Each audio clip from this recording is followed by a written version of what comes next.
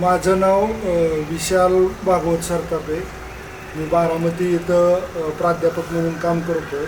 माझा राज्यशास्त्र हा विषय आहे आणि सध्याच्या काळामध्ये संविधान रक्षणाची गरज विचारात घेऊन सामाजिक न्याय विभागाच्या माध्यमातून हा जो उपक्रम राबवलेला आहे तो उपक्रम आजच्या काळात गरजेचा आहे. कारण सध्या संविधानाला धरून खूप मोठ्या प्रमाणामध्ये संक्रमण घडतं आहे आणि अशा परिस्थितीमध्ये कुठंतरी संविधानाला धोका निर्माण होतो आहे की काय अशी परिस्थिती निर्माण झालेली असताना संविधान जागृती करण्यासाठी अतिशय उपयुक्त आणि स्तुत्य अशा प्रकारचा हा उपक्रम आहे.